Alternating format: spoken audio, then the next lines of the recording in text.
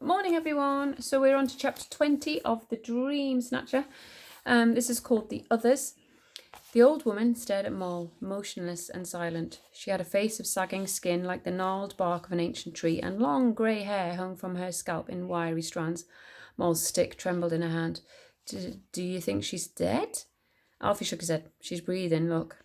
Sure enough, there was a tremor of life inside the rags. She's sleeping with her eyes open.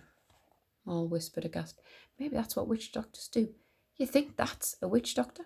Moll squinted at the old woman, the maiden who can tell us where the amulets are. She didn't look like the monster from Hard Time Bob's stories.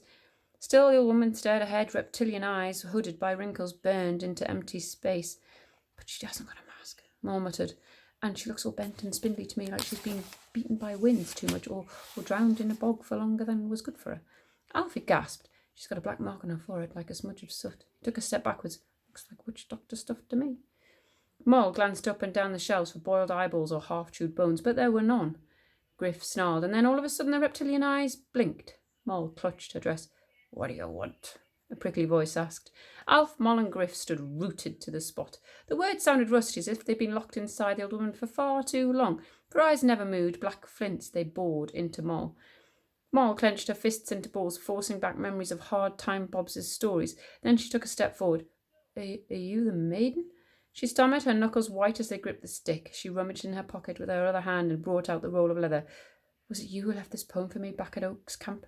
The old woman's eyes narrowed. Depends, she muttered. Moll's fists tightened even more. Depends on what? Depends on who you are. Without warning, Griff leapt forward, hissing. He pounded his forelimbs on the floorboards, dust puffed upwards, and for the first time the old woman dropped her gaze, her eyes locked on Griff. It can't be. The beast from lands full wild. Then she looked at Moll. You're the child from the bone murmur.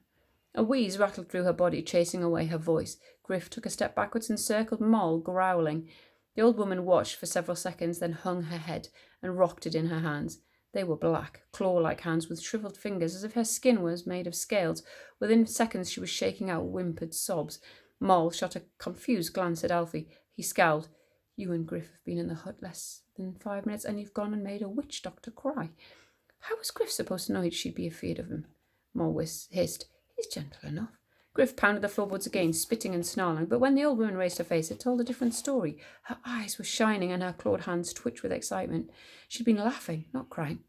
There's hope, she whispered excitedly. There's hope left, after all.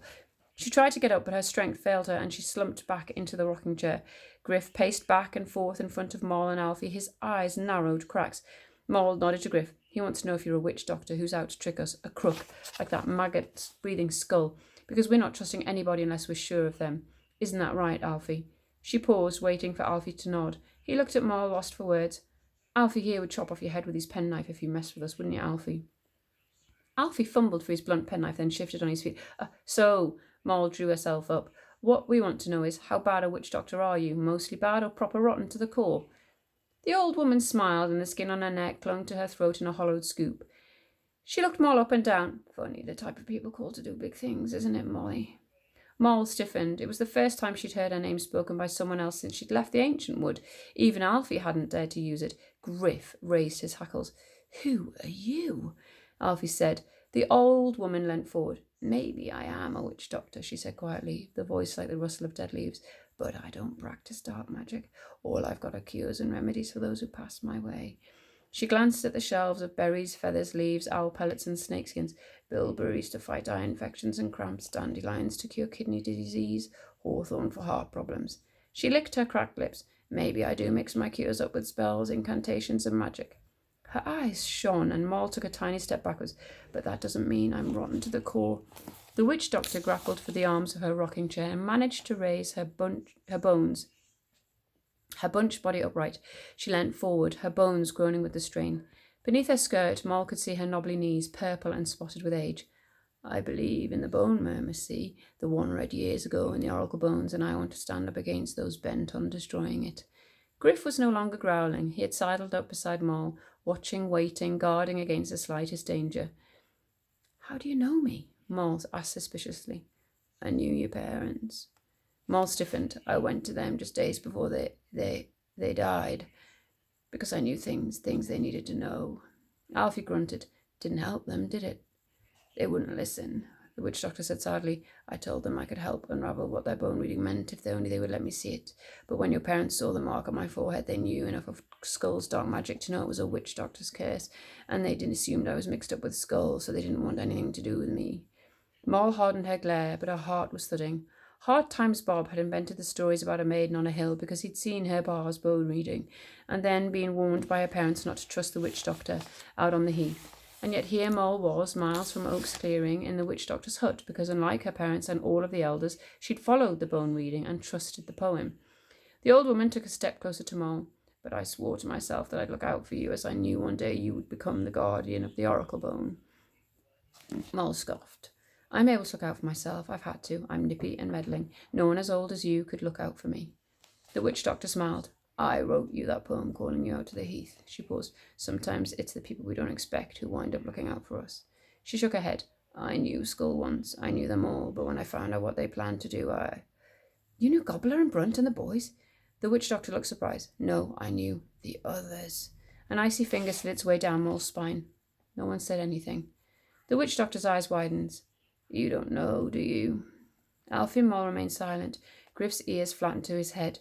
The witch doctor gasped. You think it's just Skull who's after you and the wildcat? Alfie and Moll stared at her blankly. A look of horror washed over the old woman's face.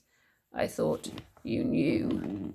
She shook her head for several seconds, then she hobbled, still closer to them, and said in a low voice, Listen, child, and listen well. There are 7 powerful witch doctors in our country, known for their powers to cure people with leaves, ferns, and flowers. Once that was all they did. 10 years ago, in the dead of winter, they gathered in Tanglefern Forest. Moll listened in silence. 10 years ago, the year her parents had died. And you? Alfie said slowly, were you there? Are you one of the 7 powerful witch doctors? The old woman nodded. I lived in Tanglefern Forest all my life, not far from your sacred oaks, and it was inside my hut that the witch doctors gathered. At first it was nothing, just talk of the ancient magic they'd heard had settled here in the beginning of time. And then things started to change. The talk became darker, deeper, and I backed away. I told them I didn't want to be part of it, but it was as if something had got hold of them, and all that mattered was destroying the bone murmur and setting the dark magic free. A rattling wheeze frothed up inside the witch doctor, and she coughed. The others turned on me. They said I knew too much, that I'd stand in their way. And then they burned my hands. Moll recoiled in horror. Why your hands? A witch doctor's hands are their tools. We can shape spells with them and twist incantations between the tips of our fingers. Moll shivered as she remembered Skull crushing the wax figure between his fingers. The witch doctor looked around her hut. They burned my hut and all my belongings, and they outlawed me to the heath and told me they'd kill me if I ever returned to the forest. Only you did return, Alfie added. To speak to her parents, he asked, nodding at Moll. Yes, but it didn't help. Their curse was too strong, and it blinded your parents to the truth, that I was only trying to help them unravel the bone reading so they could find the amulets. Moll's stomach was a churning pit. Why didn't you tell my parents about the other witch doctors? Maybe it could have saved them if they'd known. The old woman shook her head. Oh, I tried. But when a witch doctor curses you, that curse follows you wherever you go, undoing any goodness you might try to do. Alfie gasped. Is that why the letters of your poem spelt out witch doctor? Because Skull's curse is following you? The old woman nodded grimly. It must have seeped into my words, and if I give up all the witch doctors' names, the curse will kill me. It'll eat me alive. She raised her eyebrows. You don't know who you're dealing with. They killed my parents, didn't they? Moll said, avoiding the other woman's eyes. It wasn't just Skull. He was with the 5 others. She thought back to the nightmare. It was starting to make sense now. The masked figures weren't Skull's gang. His boys didn't wear masks. They were the other witch doctors. Moll looked up. You know what happened to my parents, don't you? You're just a child. I can't tell a child about magic this dark. But I won't do it. Nothing would make me. Alfie took a step towards her. Tell us the names of the others. You could burn them into the leather. Like you did with your poem. The witch doctor was silent for a second. You've got courage, young man, and you're going to need it. She tore a scrap from her rags. I can't tell you their names because I won't give myself up to their curse, but I can tell you one thing, and if you're wise enough later, it might help you. Pass me the ink and quill. Moll watched as the witch doctor's shriveled hand wrapped itself round the quill. A single word was taking shape. Seconds later, it was complete. Shadow masks. The old woman underlined the first 6 letters. Shadow. 6 letters, 6 witch doctors, 6 masks. They became the shadow masks after I left them 10 years ago. Moll's eyes widened and she turned to Alfie. Skull hasn't got a shadow. The old woman was silent, her eyes darting to the window, then the door, as if she was afraid of being overheard. When the six gathered in Tanglefern Forest 10 years ago, they performed a hex full of darkness and evil. She paused. They tore away their shadows. Moll's eyes were wide. What? How's that possible? And why? The witch doctor shook her head. I've said too much, and you'll learn soon enough. Then she picked up the rag and added, Keep this safe.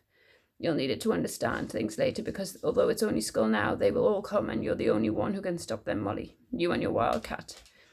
And Alfie, Moll added, looking at the boy. The witch doctor looked a little surprised and then nodded. Perhaps. Chapter 21. Spells and Incantations.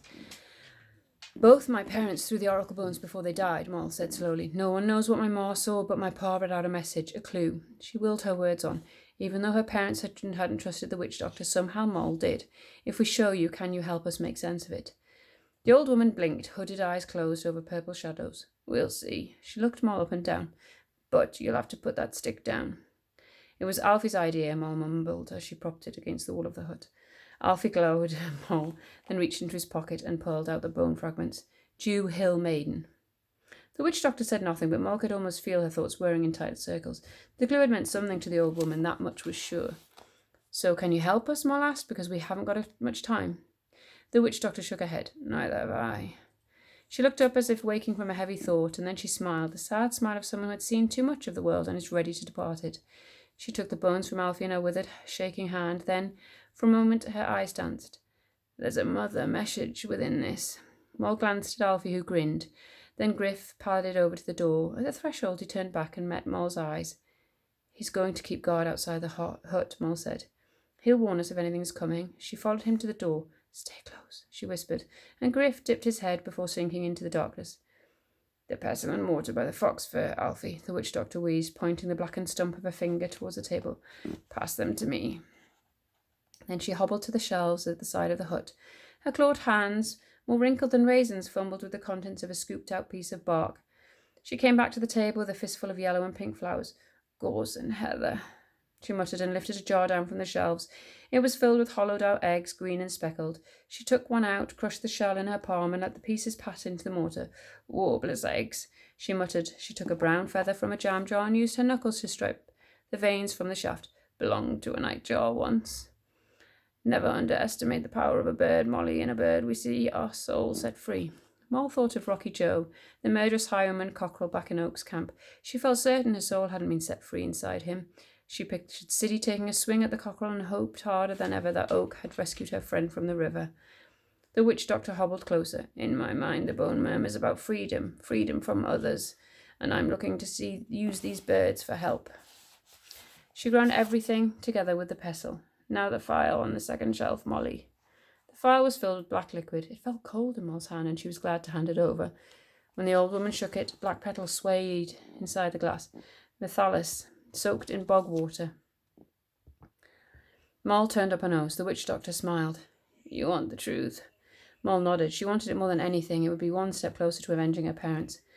The witch doctor poured the black liquid into the mortar. Well, the truth isn't always pretty. The flowers inside the liquid, Alfie murmured. They're the ones leading up to your house, aren't they?